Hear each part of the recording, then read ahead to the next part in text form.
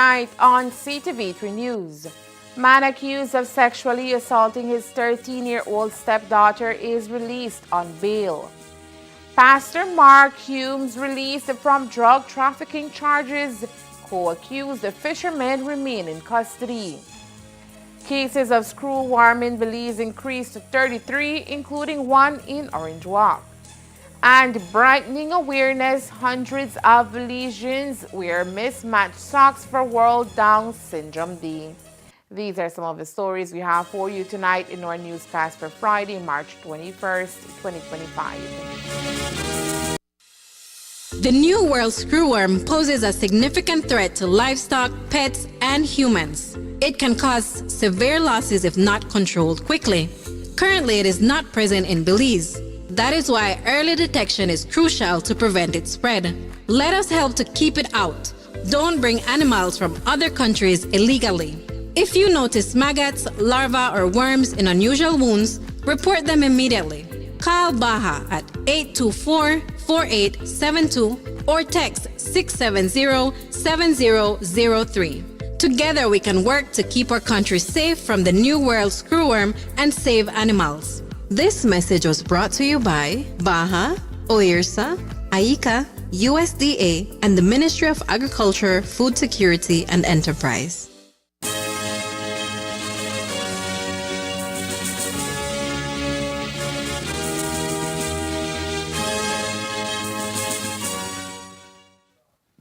Good evening. With your news, as simulcast on Fiesta FM 106.7, I am Joanna Rodriguez. The man accused of sexually assaulting his 13-year-old stepdaughter has been released on bail. The accused appeared in court on Wednesday without legal representation. He is accused of touching the left side of the minor's body in a sexual manner without her consent on March 8, 2025. Initially, the individual pleaded guilty to the charge during his court appearance. However, after further questioning from the senior magistrate regarding his understanding of the implications of his plea, he expressed uncertainty, stating, "I got my conscience, I know I never do it," but following this reflection and after the charge was reread, Kano changed his plea to not guilty. The prosecution, represented by a sergeant from the Orange Walk Magistrates Court, did not oppose the granting of bail. The senior magistrate subsequently set Canos' bail at $3,000 with stipulations that he provide one surety or two sureties of $1,500 each. Specific conditions attached to Canos' bail include no contact with the complainant or her family, maintaining a distance of at least 25 feet from the complainant, and mandatory reporting to the Orange Walk Police Station on a weekly basis, with the first report due by Friday, March 21st, 2025. Kano is scheduled to return to court for his next hearing on May 26, 2025. As the case unfolds, the community remains alert to the serious implications of such allegations, emphasizing the importance of safeguarding the welfare of minors. Pastor Mark Anthony Humes, 52, from Boom Village, has been released after the withdrawal of drug trafficking charges against him. The pastor's release came just one day after a court remand on Wednesday. Meanwhile, his co-accused 6 fishermen from the north remain imprisoned on similar charges related to drug trafficking. The incident that led to Humes' initial arrest occurred on the night of March 18th when a joint operation by the Mobile Interdiction Team, MIT, and the Highway Interdiction Team, HIT, intercepted a gold Dodge Caravan en route from Belize City to Orange Walk. Authorities discovered a staggering 1,137 grams of suspected cocaine in the vehicle, which they believe was intended for distribution. Today, Humes' attorney, Lyndon Jones, spoke to the media about his client's release, indicating that Humes was simply transporting the fishermen in his vehicle. Well, as you know, a few days ago, my client was stopped and searched by some officers in Orange Walk while he was doing a charter service for some fishermen. He was transporting some fishermen from Belize City to Orinjoa. However, the police, they rightfully did what they needed to do and levied charges on everyone in the vehicle, but after further investigation, decided to withdraw the matter against Mr. Mark Humes today. So their investigation that they did led to show that Mr. Humes had no involvement with the transporting of the drugs, and therefore they decided to do the right thing and withdraw the matter, Mr. Mhard.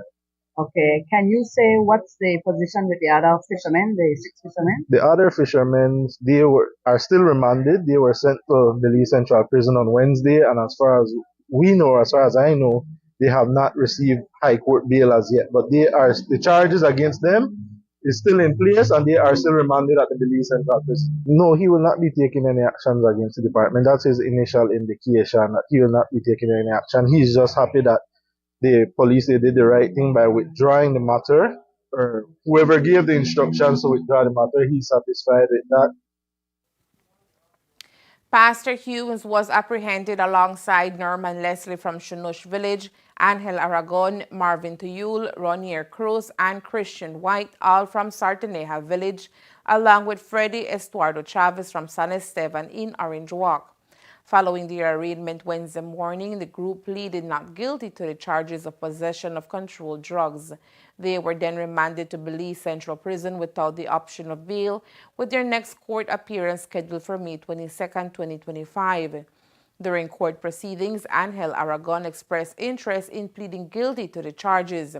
However, senior magistrate advised him against his course of action, cautioning him about the weight of potential sentencing that could follow a guilty plea.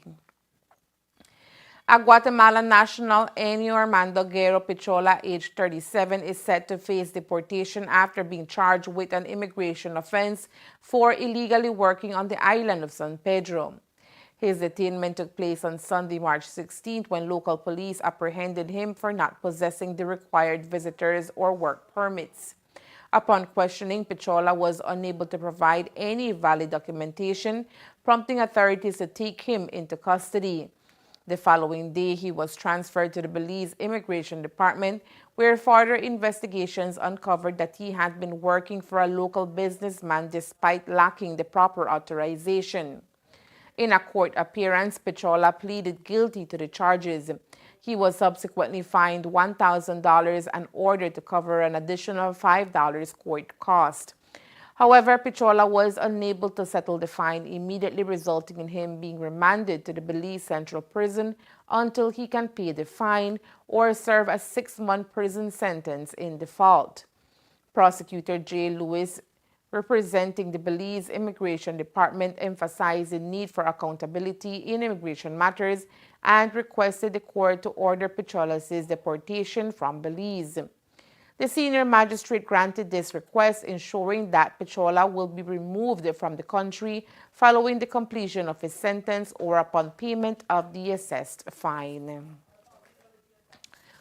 It was first detected as a single case in the southernmost parts of our country in late 2024, and today the Belize Agricultural Health Authority, BAHA, and the Ministry of Agriculture, Food Security and Enterprise, MAFSE, have confirmed the 33 cases of New World screwworm across multiple districts in Belize, including one in Orange Walk. At this time, there are 27 cases in Toledo, 4 in Cayo, 1 in the Belize district, and 1 in the Orange Walk district. With the number of new cases slowly climbing, officials are emphasizing the importance of preventative measures to control the ongoing spread of the parasitic infestation. Belize presently has 33 confirmed cases, and of these, 27 are in Toledo, 4 in Cayo, 1 in the Belize district, and 1 case in the Orange Walk district. And we've had the primary species that has been affected are cattle, but it has not limited itself only to cattle. We've found in a couple of pigs, 3 dogs, sheep, and even a horse. Since the first case of the infestation was detected in our country, partners in the industry have been working to increase awareness about preventative measures, which include consistent inspection of animals, proper treatment of wounds with approved larvicides, and promptly reporting suspected cases. Well prepared, and we were expecting infestation because it had progressively been moving across Central America and heading northward, right? So we set our plans in motion from a long time ago, and in November and December of last year, we were carrying out awareness sessions in our high-risk zone, and our high-risk zone was a 20-mile span, a 20-mile radius inside of the Belize border. Primarily Cayo and Toledo districts are our high-risk zone, or were our high-risk zone. So it wasn't necessarily unexpected, and people have become aware of it since, or became aware of it since last year, right? And that is why we were notified in time. And we've been managing to carry out a lot of work within the affected communities. Of course, that work has changed slightly with the past detections in Cayo and further north, right? In Belize District, being the last one, of course, and then prior to that, they're in Juak District. The case in the Belize District is isolated, as well as the case in the north. And both are up to now only isolated cases, and we are working to try to maintain that isolation, to try to ensure that it doesn't spread rapidly, and as much as possible to preserve all of our animals intact. In Toledo, we have been treating animals, and we continue to do so. We've been creating awareness with people. People have been notifying, and we've been finding, little by little. Unfortunately, our neighbors have a very heavy infestation load, and that spills over into Belize. Safeguarding the agriculture sector, according to Dr. Rosana Alvarez, Animal Health Technical Director for Baja, falls on every single Belizean, particularly livestock farmers, who must play their part. The protocol is across the board the same, right? And it is for the control of spread and eventual eradication of the pest. What we've been doing is creating a lot of awareness, one, and that has been happening throughout, since like I said, since last year. But now we're doing community meetings, we're doing animal inspections, and we're trying to encourage people as much as possible to inspect their animals regularly, because all it takes is a little scratch, a tick bite, burn by ropes, that sort of thing, for the wound to become infested with larvae. So we're asking people to inspect their animals regularly. And when we say inspect your animals regularly, we're talking about cattle, dogs, pigs, sheep, cats, even poultry to a degree. They have a lesser susceptibility, but there have been a few cases found also. And then also, of course, even humans, because there have been many cases in humans in Central America.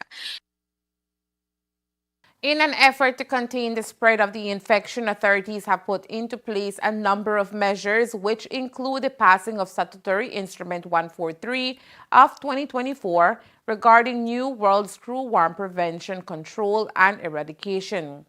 Failure to follow these regulations may result in a fine of up to $5,000, a prison term of up to 3 years, or both.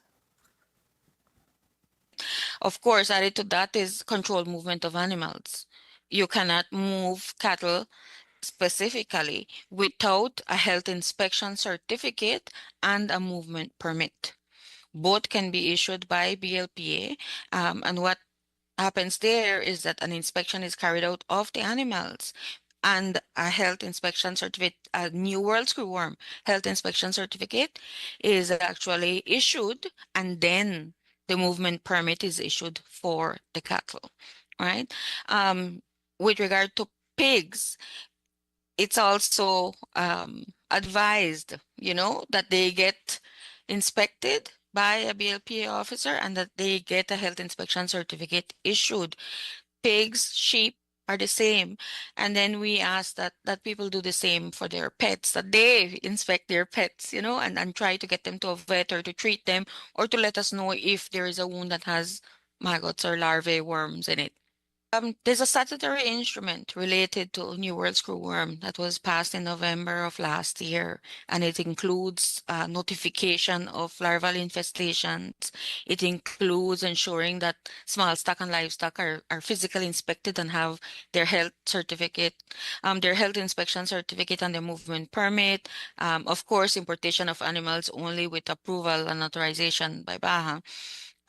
And declaring animals at the internal animal movement control point.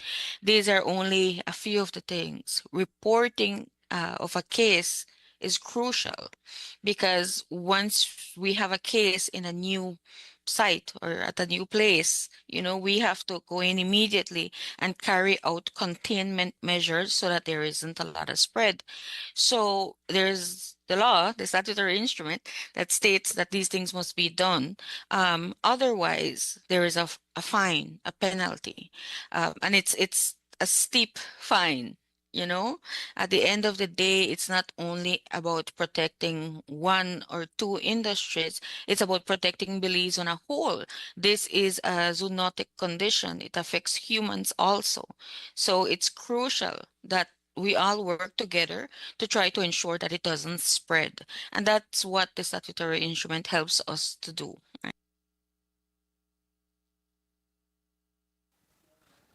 With heightened measures in place to halt the spread of this infection, which has been wreaking havoc in many Central American countries, according to Dr. Alvarez, has helped Belize to also maintain cattle exportation fully intact up to this time. We are, like I said, we're prepared. Our job is to monitor these things throughout the region and internationally to monitor all risks associated to agriculture.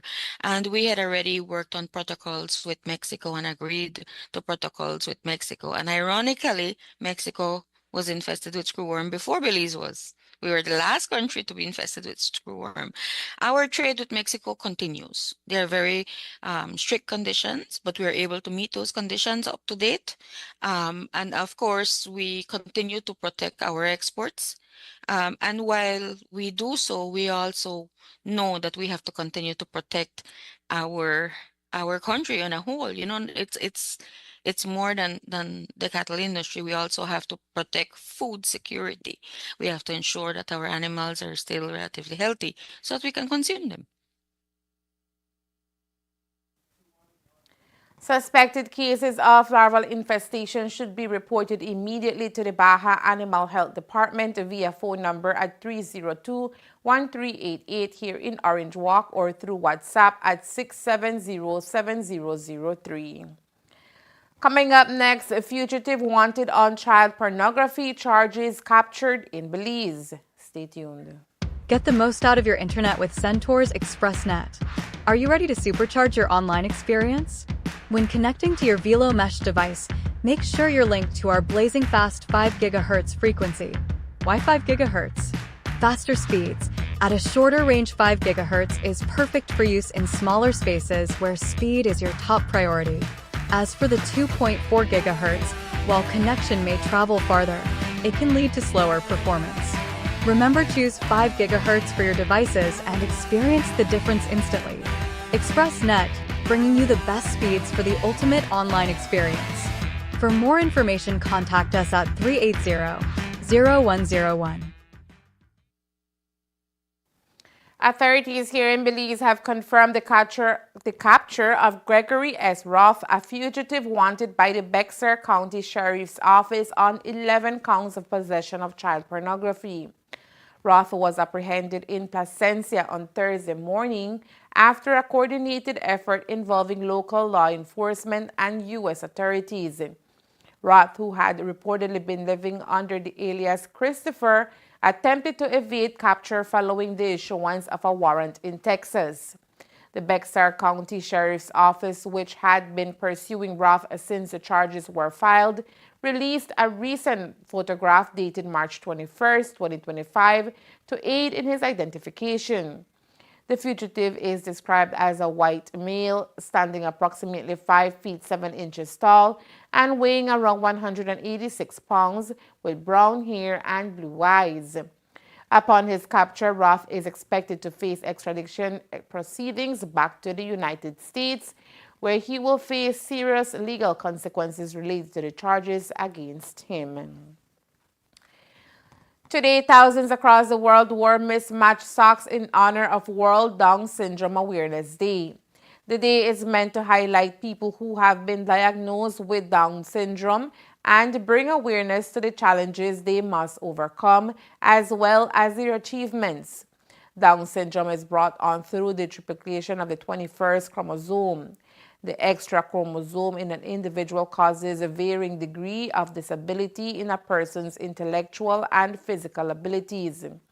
Here in Orange Walk Town, students from both primary and secondary schools wore bright, unique, or mismatched socks as a way to spark a conversation on World Down Syndrome Day. The students, teachers, and parents of St. Peter's Anglican School also joined in on the celebration, rocking their fun socks but also hosting a walk through the streets of town. Today is World Down Syndrome Day. It's a day where we get to honor and celebrate our students with Down syndrome. As you know, St. Peter's is an inclusive school catering for autistic and Down syndrome and the different kids with disabilities. Today we are celebrating World Down Syndrome Day right here at school to bring awareness to the community and to show the community that and parents that they are not alone, to show that we care and we support children with Down syndrome. This year, World Down Syndrome Day was celebrated under the theme Improve Our Support System, which, according to special ed teacher Shayla Kante, helps to highlight the importance of recognizing everyone's ability to be special. Okay. The theme symbolizes for us out there to support our students with Down syndrome in education, in the community, in whatever we have, to support them and to show that we care for them, that they're not alone, and not because of their disability that they are not capable of doing things. No, they are capable of doing amazing things. Students and teachers of St. Peter's have been hosting special activities since the beginning of the week to commemorate World Syndrome Day, which culminated today with the walk. The activities started from Monday. We started with breakfast. We took the children. We made hampers. My children with Down syndrome, they were giving out back to the community. They visit past colleagues, students with disabilities. That's what they did. We also did a dollar drive right there to raise funds for them. And then today, well, right here we are celebrating today. Yes, we're ending with a walk to show the community and to bring awareness to the community that right here in St. Peter's, we cater for students with Down syndrome. The Ministry of Health and Wellness, in collaboration with its local and international partners, today officially launched the Belize Health Sector Strategic Plan 2025-2034, which will serve as a roadmap towards the strengthening of Belize's health system and advancement of universal health for all Belizeans. The strategic plan seeks to enhance leadership and governance structures within the ministry while promoting an equitable, patient-centered healthcare system with greater service efficiency. Achieving better health care for all Belizeans, according to Health Minister Honorable Kevin Bernard, requires stronger governance and digital transformation, as well as a stronger collaboration between key partner agencies.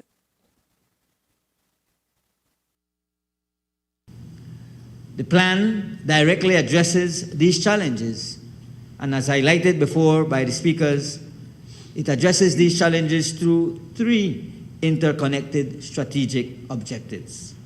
The first being strengthen Ministry of Health and Wellness leadership and stewardship by enhancing governance, leadership, and regulatory capacities. The Ministry of Health and Wellness will be an effective steward of health policies and system strengthening. This includes fostering participatory planning, improving decision-making processes, and enhancing accountability systems to ensure the optimal use of resources. The plan is centered on three core pillars: enhancing leadership and governance, creating an equitable system, and promoting healthier lifestyles. For these reasons, the Belize Health Sector Strategic Plan 2025 to 2034 was developed with the role of the Minister of Health and the health challenges in mind, and is built around the three strategic objectives, as you heard elaborated on by Dr. Chell. As a key partner in the development of this 10-year plan, representative of the European Union Xavier Canton Lamalus today highlighted a key focus of the plan, which looks at mental health and addressing the leading causes of death in Belize, such as heart disease and cancer.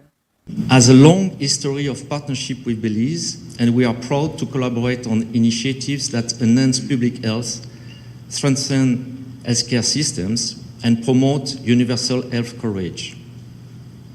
We believe that access to quality healthcare is a fundamental human right, and we are committed to ensuring that every Belizean has the opportunity to lead a healthy life.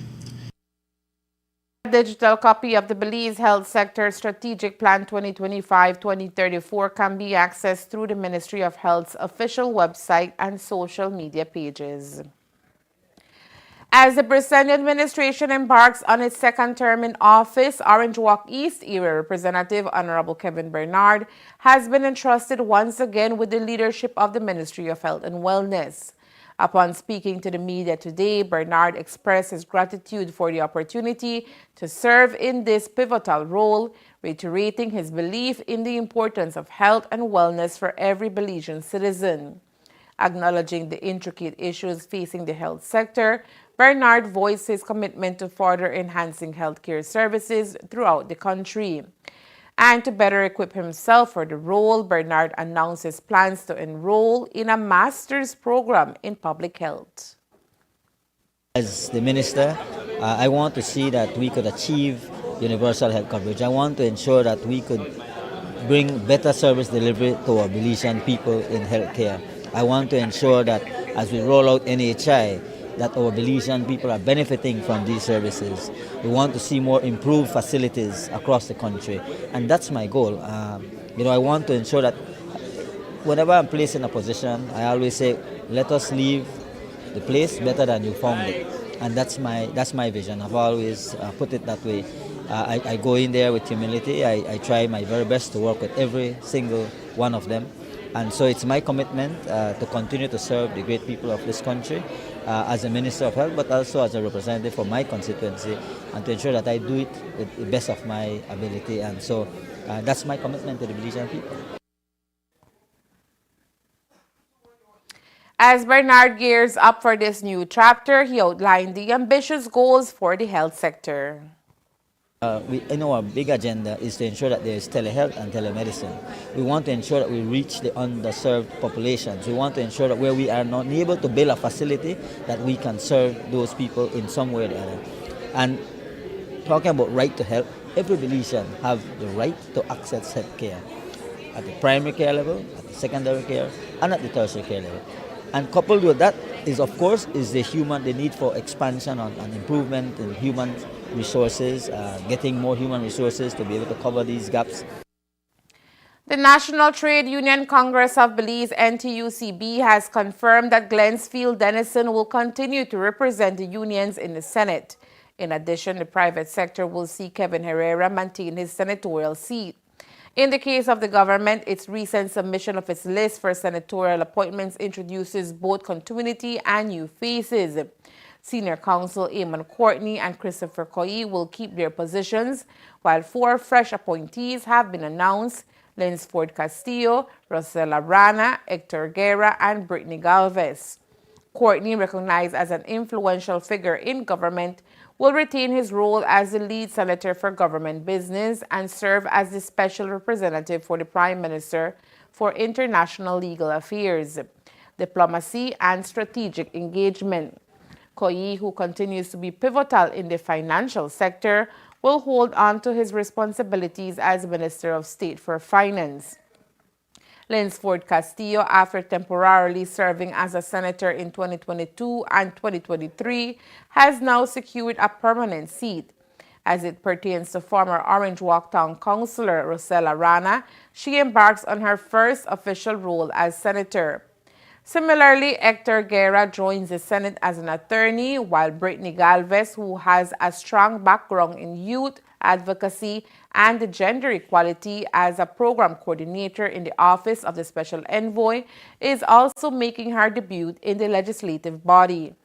The opposition has not yet finalized its senatorial appointments, but the leader of the opposition, Tracy Panton, has assured that their selections will be announced shortly.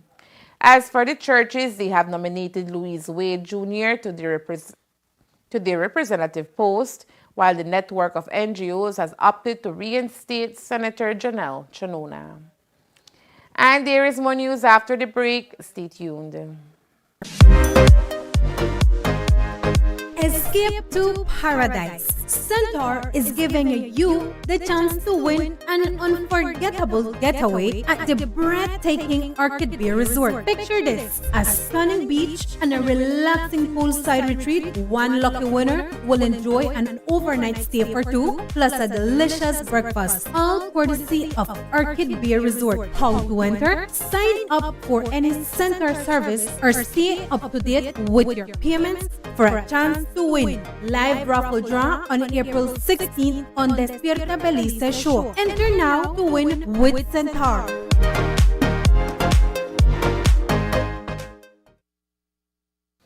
As part of the efforts towards enhancing mangrove conservation, carbon stock assessment, and environmental monitoring, the Belize Forest Department has been equipped with a Toyota Hilux vehicle valued at $91,823 Belize dollars. This investment will strengthen the department's monitoring, reporting, and verification (MRV) unit, facilitating field activities essential for updating Belize's mangrove map, conducting carbon stock assessments, and mobilizing critical data collection efforts. This initiative will enhance operational efficiency, ensuring improved monitoring and reporting of mangrove cover and ongoing restoration activities. Additionally, the vehicle will support compliance with newly designed mangrove reserves and regulations, reinforcing Belize's conservation commitments under the Belize Blue Bond Agreement.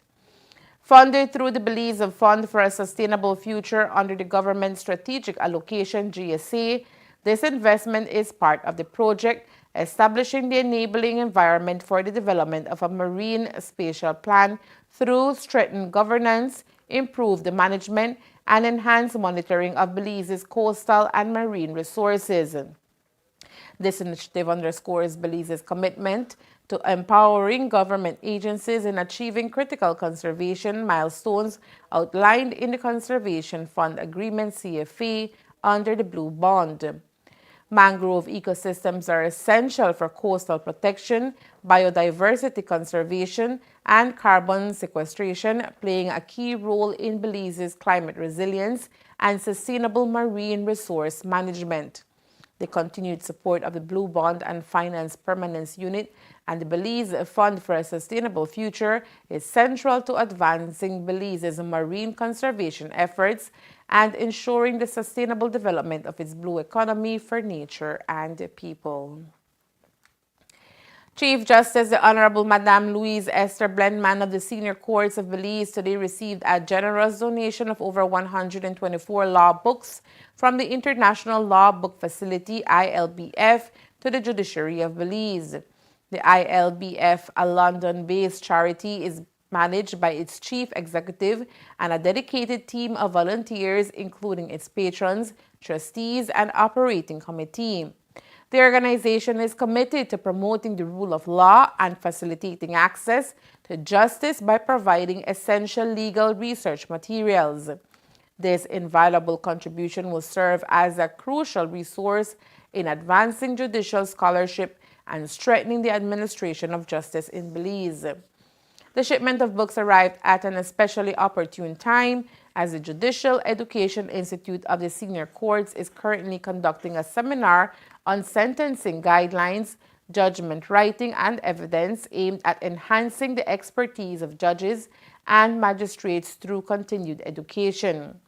The seminar is chaired by Dame Linda Dobbs, DBE, a distinguished jurist, judicial educator, and one of the ILBF's patrons. The arrival of the legal text is particularly significant given that the Supreme Court Library was destroyed by Hurricane Lisa. However, with the newly renovated Court Treasury building now housing a library, these donated legal texts have played a vital role in replenishing its collection. And that's the news. We invite you to join us for another newscast on Monday, March 24th here on CTV3 News and Fiesta FM 106.7. Remember that to read a text version of the news, you can visit our website at ctv3belizenews.com. You can also log on to our Facebook page for current stories at facebook.com/CTV3BelizeNews or our YouTube channel at CTV3 News BZ. From all of us here at CTV3 News, thank you for watching and listening. Good night.